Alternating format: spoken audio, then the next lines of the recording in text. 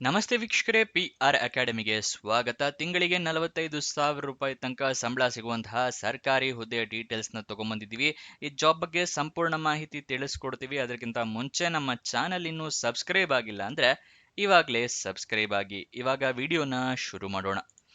RDPR ಅಂತ ಹೇಳಿದ್ರೆ rural development and Panchayat Raj department Karnataka. ಅಂದ್ರೆ ಗ್ರಾಮೀಣಾಭಿವೃದ್ಧಿ ಮತ್ತು ಪಂಚಾಯತ್ ರಾಜ್ ಇಲಾಖೆ ಕರ್ನಾಟಕದವರು ಹುದ್ದೆಗಳಿಗೆ ಅರ್ಜಿಯನ್ನ ಕರೆದಿದ್ದಾರೆ. ಓಂಬಡ್ಸ್ಮನ್ ಹುದ್ದೆ ಇದಾಗಿರುತ್ತೆ. ಎಷ್ಟು ಹುದ್ದೆ ಖಾಲಿ ಇದೆ ಅಂತ ಹೇಳಿ ಅವರು ಮೆನ್ಷನ್ ಮಾಡಿರೋದಿಲ್ಲ. ಉದ್ಯೋಗ ಸ್ಥಳ ಕರ್ನಾಟಕ. ಸ್ಯಾಲ್ರಿ 10,000 ರೂಪಾಯಿಂದ ಹಿಡಿದು 45,000 ರೂಪಾಯಿ ತನಕ ತಿಂಗಳಿಗೆ ಸಿಗುತ್ತೆ. ಇಷ್ಟು ಸಂಬಳ ಸಿಗುವಂತಹ ಜಾಬ್ ಇದಾಗಿರುತ್ತೆ. ಇದಕ್ಕೆ ವಯೋಮಿತಿಯ ಡೀಟೇಲ್ಸ್ ನ ನೋಡುತ್ತಿದ್ರೆ ಮ್ಯಾಕ್ಸಿಮಮ್ 66 ವರ್ಷದವರ ತನಕ ಅರ್ಜಿಯನ್ನ ಹಾಕಬಹುದು. ಕಡಿಮೆ ಇದ್ರೂ ಕೂಡ ತೊಂದರೆ ಇಲ್ಲ, 66ಕ್ಕಿಂತ ಜಾಸ್ತಿ ಇರೋರು ಅರ್ಜಿಯನ್ನ ಹಾಕೊಳ್ಳೋದಕ್ಕೆ ಆಗೋದಿಲ್ಲ. ನೆಕ್ಸ್ಟ್, ಅರ್ಜಿ ಶುಲ್ಕ ಅಂದ್ರೆ ಅಪ್ಲಿಕೇಶನ್ ಫೀಸ್ ಎಷ್ಟಿದೆ ಅಂತ ತಿಳ್ಕೊಳ್ಳೋದಿದ್ರೆ ಯಾವುದೇ ರೀತಿಯ ಅರ್ಜಿ ಶುಲ್ಕ ಇರೋದಿಲ್ಲ. 1 ರೂಪಾಯಿ ಕೂಡ ನೀವು ಕಟ್ಟೋ ಅಗತ್ಯ ಇಲ್ಲ. ಉಚಿತವಾಗಿ ಎಲ್ಲರೂ ಕೂಡ ಅರ್ಜಿಯನ್ನ ಹಾಕಬಹುದು. ಸೆಲೆಕ್ಷನ್ ಪ್ರೋಸೆಸ್ ವಿವರನ ತಿಳ್ಕೊಳ್ಳೋದಕ್ಕೆ ನೀವು ನೋಟಿಫಿಕೇಶನ್ ಒಂದ್ಸಲ ಸಂಪೂರ್ಣವಾಗಿ ಓದ್ಕೊಳ್ಳಿ. ಅದನ್ನ ಹೇಗೆ ಡೌನ್ಲೋಡ್ ಮಾಡ್ಕೋಬೇಕು ಅನ್ನೋದನ್ನು ಕೂಡ ಇದೇ ವಿಡಿಯೋದಲ್ಲಿ ತಿಳಿಸ್ಕೊಡ್ತೀವಿ. ಅರ್ಜಿಯನ್ನು ನೀವು ಹೇಗೆ ಹಾಕೋಬೇಕು ಅಂದ್ರೆ ಆಫ್ಲೈನ್ ಮೂಲಕ ಅರ್ಜಿಯನ್ನ ಹಾಕೋಬೇಕು. ಈ ಆಫ್ಲೈನ್ ಮೂಲಕ ಅಂದ್ರೆ ಏನು ಅಂತ ಕೆಲವೊಬ್ಬರಿಗೆ ಡೌಟ್ಸ್ ಇರುತ್ತೆ, ಅದನ್ನ ಹೇಳ್ತಾ ಇದೀವಿ. ಅಪ್ಲಿಕೇಶನ್ ಫಾರಂ ಸಿಗುತ್ತೆ ನಿಮಗೊಂದು, ಅದನ್ನ ಡೌನ್ಲೋಡ್ ಮಾಡ್ಕೋಬೇಕು. ಅದನ್ನ ಪ್ರಿಂಟ್ ಔಟ್ ತಗೋಬೇಕು. ಅದರಲ್ಲಿ ಎಲ್ಲ ಡೀಟೇಲ್ಸ್ನ ಫಿಲ್ ಮಾಡಿ ಅದರ ಜೊತೆಗೆ ನಿಮ್ಮ ಎಲ್ಲ ರಿಕ್ವೈರ್ಡ್ ಡಾಕ್ಯುಮೆಂಟ್ಸ್ನ ಅಟ್ಯಾಚ್ ಮಾಡಿ, ಜೆರಾಕ್ಸ್ ಕಾಪಿಯನ್ನ ಅಟ್ಯಾಚ್ ಮಾಡಿ ಒಂದು ಅಡ್ರೆಸ್ಸಿಗೆ ಕಳಿಸ್ಕೊಡ್ಬೇಕು. ಇದನ್ನು ಆಫ್ಲೈನ್ ಮೂಲಕ ಅರ್ಜಿ ಹಾಕೋದು ಅಂತ ಹೇಳ್ತಾರೆ. ಗೊತ್ತಾಯ್ತಲ್ವಾ? ಅಪ್ಲಿಕೇಶನ್ ಫಾರಂ ಡೌನ್ಲೋಡ್ ಮಾಡೋದು ಕೂಡ ಮುಂದೆ ತಿಳಿಸ್ಕೊಡ್ತೀವಿ. ಅಪ್ಲಿಕೇಶನ್ ಹಾಕೋಕ್ಕೂ ಮುಂಚೆ ನೋಟಿಫಿಕೇಶನ್ ಸಂಪೂರ್ಣವಾಗಿ ಓದ್ಕೊಳ್ಳಿ. ಏನೇನು ಎಲಿಜಿಬಿಲಿಟಿ ಕ್ರೈಟೀರಿಯಾ ಇದೆ ಅಂತ ತಿಳ್ಕೊಳ್ಳೋದಕ್ಕೆ. ಅದಾದ ನಂತರ ಅಪ್ಲಿಕೇಶನ್ನ ಹಾಕೊಳ್ಳಿ. ಅಪ್ಲಿಕೇಶನ್ ನಲ್ಲಿ email ID, mobile number correct ಆಗಿ ಮೆನ್ಷನ್ ಮಾಡಿ. ನಿಮಗೇನಾದರೂ ಜಾಬ್ ಸಿಕ್ಕರೆ ಇಮೇಲ್ ಅಥವಾ SMS ಮುಖಾಂತರ ಅವರು ತಿಳಿಸ್ಕೊಡ್ತಾರೆ. ಯಾವ್ಯಾವ ಡಾಕ್ಯುಮೆಂಟ್ಸ್ ಬೇಕು ಅಂತ ಹೇಳಿದ್ರೆ, ಮೊದಲನೇದಾಗಿ ID ಪ್ರೂಫ್ ಬೇಕಾಗುತ್ತೆ. ಆಧಾರ್ ಕಾರ್ಡ್, ವೋಟರ್ ID ಅಥವಾ ಪಾನ್ ಕಾರ್ಡ್. ಎಜುಕೇಷನ್ ಕ್ವಾಲಿಫಿಕೇಶನ್ಗೆ ನಿಮ್ಮ ಮಾರ್ಕ್ಸ್ ಕಾರ್ಡು, ಸರ್ಟಿಫಿಕೇಟ್ಸು, ನಿಮ್ಮ ಪಾಸ್ಪೋರ್ಟ್ ಸೈಜ್ ಫೋಟೋ, ನಿಮ್ಮ ಏಜ್ ಪ್ರೂಫಿಗೆ SLC ಮಾರ್ಕ್ಸ್ ಕಾರ್ಡ್ ಅಥವಾ ಡೇಟ್ ಆಫ್ ಬರ್ತ್ ಸರ್ಟಿಫಿಕೇಟ್. ಇದಿಷ್ಟನ್ನ ರೆಡಿ ಇಟ್ಕೊಳ್ಳಿ. ಇದಿಷ್ಟನ್ನು ಜೆರಾಕ್ಸ್ ಮಾಡಿ ಇಟ್ಕೋಬೇಕಾಗುತ್ತೆ. ನೆಕ್ಸ್ಟ್, ಅಪ್ಲಿಕೇಶನ್ ಫಿಲ್ಅಪ್ ಮಾಡಿ ಎಲ್ಲ ಡೀಟೇಲ್ಸ್ ಕರೆಕ್ಟ್ ಆಗಿದೆ ಅಂತ 2 ಸಲ ಚೆಕ್ ಮಾಡ್ಕೊಳ್ಳಿ. ಏನಾದರೂ ತಪ್ಪಾಗಿದ್ರೆ ತಿದ್ದುಪಡಿ ಮಾಡಬೇಡಿ. ಹೊಸ ಅಪ್ಲಿಕೇಶನ್ನ ಪ್ರಿಂಟ್ಔಟ್ ತಗೊಂಡು ಹೊಸದಾಗಿ ಫಿಲ್ಅಪ್ ಮಾಡಿ.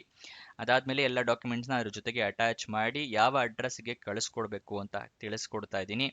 The commissioner of rural development and Panchayat Raj department, 5th floor, plot number 1234, KSIIDC building, IT park south block, Rajajinagar industrial estate, Bengaluru 560010. ಈ ಅಡ್ರೆಸ್ಗೆ ನೀವು ಅರ್ಜಿ ತಲುಪೋ ಥರ ವ್ಯವಸ್ಥೆ ಮಾಡ್ಕೋಬೇಕಾಗುತ್ತೆ.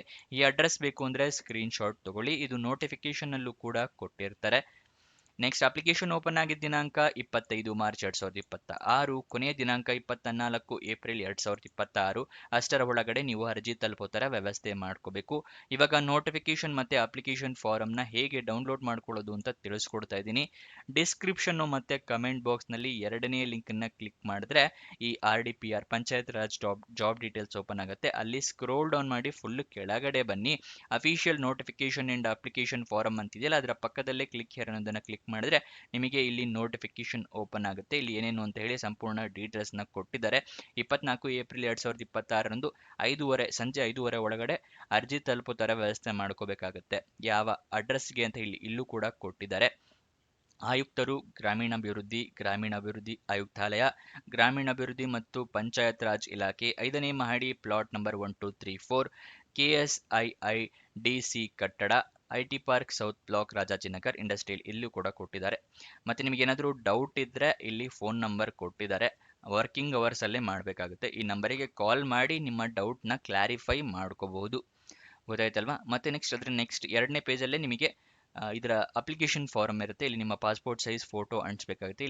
ಇಲ್ಲಿ ನಿಮ್ಮ ಎಲ್ಲ ಡೀಟೇಲ್ಸ್ನ ಫಿಲ್ಅಪ್ ಮಾಡಿ, ಇಲ್ಲಿ ನಿಮ್ಮ ಅರ್ಜಿದಾರರ ಹೆಸರು ಮತ್ತು ಸಹಿ, ನಿಮ್ಮ ಹೆಸರು ಮತ್ತು ಅದರ ಪಕ್ಕ ಸಿಗ್ನೇಚರ್ ಮಾಡಿ, ಇಲ್ಲಿ ಯಾವ ಪ್ಲೇಸಿಂದ ಕಳಿಸ್ತಾ ಇದ್ದೀರಾ, ಸ್ಥಳ, ಯಾವ ದಿನಾಂಕದಂದು ಕಳಿಸ್ತಾ ಇದ್ದೀರಾ ಅದನ್ನು ಮೆನ್ಷನ್ ಮಾಡಿ. ದಾಖಲಾತಿಗಳ ಚೆಕ್ ಲಿಸ್ಟ್, ಇಲ್ಲಿ ಏನೇನು ಡಾಕ್ಯುಮೆಂಟ್ಸ್ ಬೇಕು ಅಂತ ಹೇಳಿ ಇಲ್ಲಿ ಕೊಟ್ಟಿದ್ದಾರೆ. ಇದನ್ನಷ್ಟನ್ನು ಟಿಕ್ ಮಾಡಬೇಕಾಗುತ್ತೆ, ಹೌದು ಅಥವಾ ಇಲ್ಲ, ಈ ಡಾಕ್ಯುಮೆಂಟ್ಸ್ ಅಟ್ಯಾಚ್ ಮಾಡಿರಾ ಇಲ್ವಾ, ಯಾವ ಪುಟ ಸಂಖ್ಯೆ ಎಷ್ಟನೇ ಪೇಜಲ್ಲಿದೆ ಅದನ್ನೆಲ್ಲ ಮೆನ್ಷನ್ ಮಾಡಿ.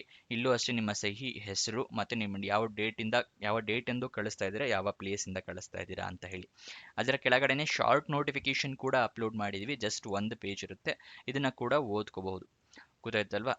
Next official website address rdpr.karnataka.gov.in.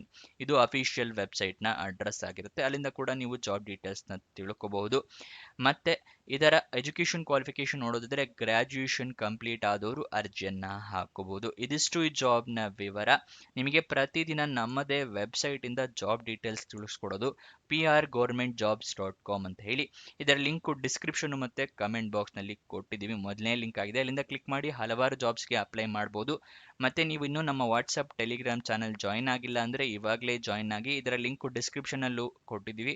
ಮತ್ತು ಈ ವೆಬ್ಸೈಟ್ನಲ್ಲೂ ಕೂಡ ಪ್ರತಿಯೊಂದು ಪೇಜ್ನಲ್ಲೂ ಈ ಥರ ವಾಟ್ಸಪ್ ಮತ್ತು ಟೆಲಿಗ್ರಾಮ್ ಅಂತಿದೆ, ಇದನ್ನು ಕ್ಲಿಕ್ ಮಾಡಿದ್ರೆ ನೀವು ವಾಟ್ಸಪ್ಗೆ ಹೋಗ್ತೀರಾ, ಅಲ್ಲಿಂದ ಫಾಲೋ ಮಾಡ್ಕೊಳ್ಳಿ, ಪ್ರತಿದಿನ ನಿಮಗೆ ಜಾಬ್ ಲಿಂಕ್ನ ಪಡ್ಕೋಬಹುದು.